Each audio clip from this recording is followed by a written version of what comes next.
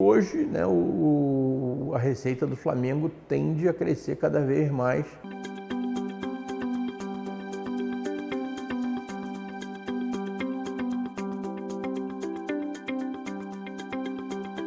A partir daquela situação dramática que a gente estava vivendo e o acordo que nós fizemos com a PGFN, nós começamos a buscar soluções que vinham desde as coisas mais simples, que eram simplesmente adequar o dinheiro que entrava com o dinheiro que tinha que sair, né? Aquilo que a gente faz na nossa economia doméstica, até estratégias para alongar e reduzir a dívida, né? E a principal delas foi o Profut.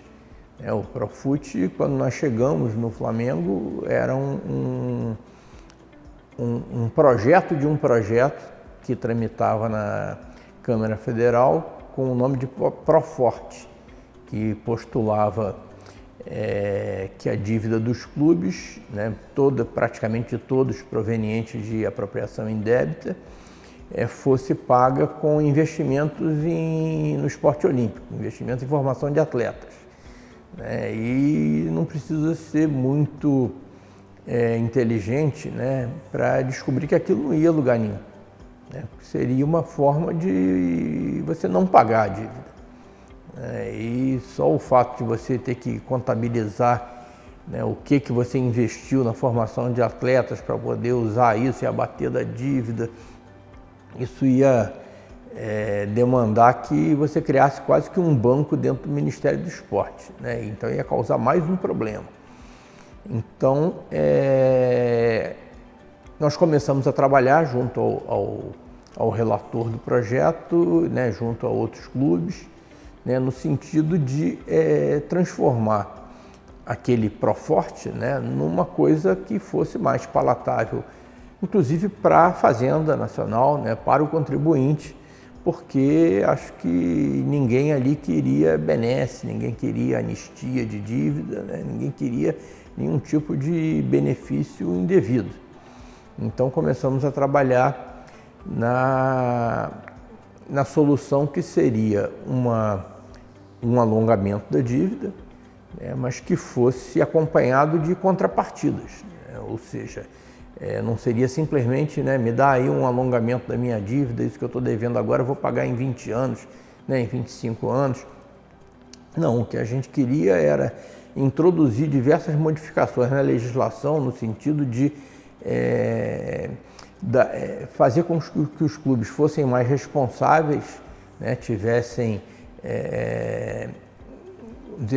adotassem padrões de governança compatíveis com a das melhores empresas e que, para que os clubes pudessem se adequar a essa nova realidade regulatória, aí sim, né, o governo daria um alongamento da dívida e que no final seria bom para todo mundo, porque você modernizaria os clubes, as entidades de administração também, que a gente estava imaginando que conseguiria também, né, naquele momento.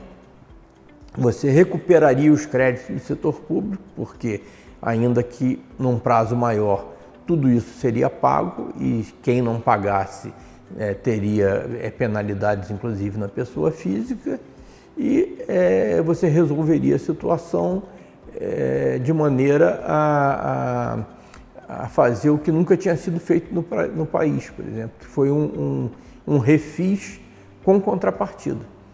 No Brasil a gente vê quase que um refis por ano, em que os empresários têm as suas dívidas parcialmente perdoadas, têm suas dívidas alongadas e não dão nada em troca. No caso dos clubes de futebol, né, começou a tramitar naquele momento, né, um projeto que a gente chamou de Lei de Responsabilidade Fiscal do Esporte, que garantia pela primeira vez na história do país que haveria uma contrapartida à concessão do refinanciamento. Ou seja, ninguém ia ganhar o refinanciamento de graça, você ia ter que merecer. E efetivamente a coisa começou a tramitar e com muitas reações, né? Muita gente não aceitava ter que dar contrapartidas. E as folhas tantas, o governo federal, né, o Poder Executivo, chamou para si a iniciativa e editou uma medida provisória que era basicamente o projeto que vinha tramitando na Câmara Federal com algumas adaptações. Essa medida provisória, né, como toda medida provisória, passou a ter vigência imediata, mas ela tinha que voltar à Câmara e ao Senado para ser adaptada e aprovada para futuramente ser sancionada e virar lei. E essa medida provisória voltou para a Câmara Federal, nós participamos de todo esse processo de formulação, discussão, audiências públicas e finalmente em 2015, né, em agosto de 2015, virou lei, né, passou na Câmara, no Senado. Não foi exatamente o texto que nós imaginávamos, poderia ter sido muito melhor, principalmente com relação às contrapartidas exigidas das entidades de administração do esporte. A ideia era democratizar, né, e modernizar a governança também das entidades de administração do esporte. Isso não conseguimos, porque houve uma reação muito grande daquela chamada bancada da bola e tal, mas eu diria que o que nós conseguimos foi um avanço muito grande e foi o principal passo para que o Flamengo tivesse a sua dívida alongada.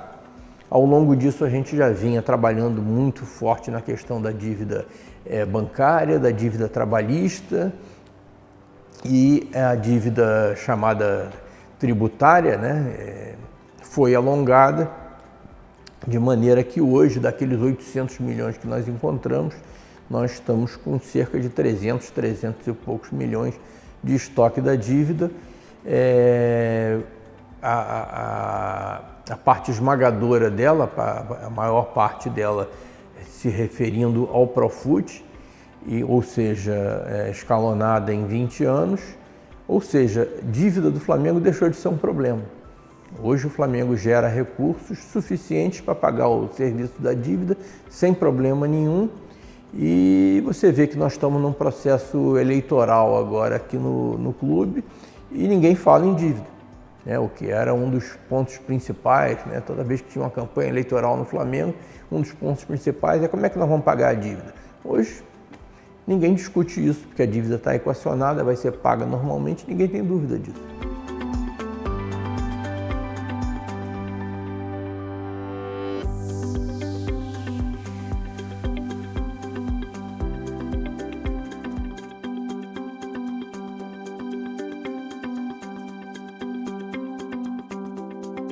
Paralelamente ao esforço de pagamento da dívida, nós tivemos que trabalhar também nos ingressos, né, na receita. Nós chegamos ao Flamengo, encontramos aquela dívida de 750, né, ou mais milhões de reais e nós tínhamos um faturamento, se eu não me engano, da ordem de 220 milhões de reais ano. Ou seja, era mais de 3 vezes, se eu não me engano, 3,7 vezes o nosso faturamento, o estoque da dívida. Então tínhamos que trabalhar também em colocar mais dinheiro para dentro para ajudar a pagar a dívida e para fazer o que a gente tinha que fazer na atividade fim do clube.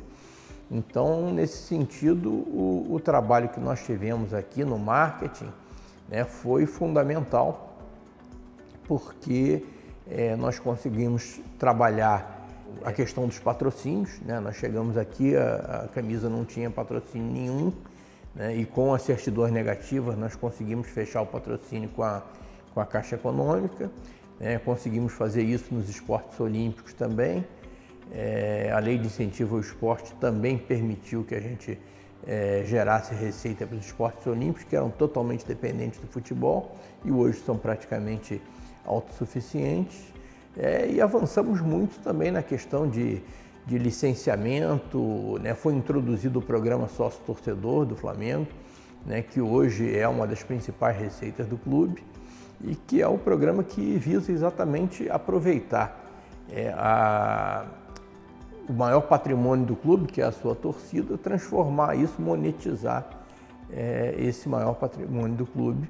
E eu diria até que estamos ainda num estágio bastante inicial com relação ao programa sócio-torcedor. Eu não tenho a menor dúvida que dentro de alguns anos o programa sócio-torcedor do Flamengo vai ser a principal fonte de receita do clube. E hoje ele ainda perde para o contrato da televisão, que também foi outro aspecto em que nós tivemos que nos debruçar e trabalhar para aumentar os ingressos que vinham da televisão. Então,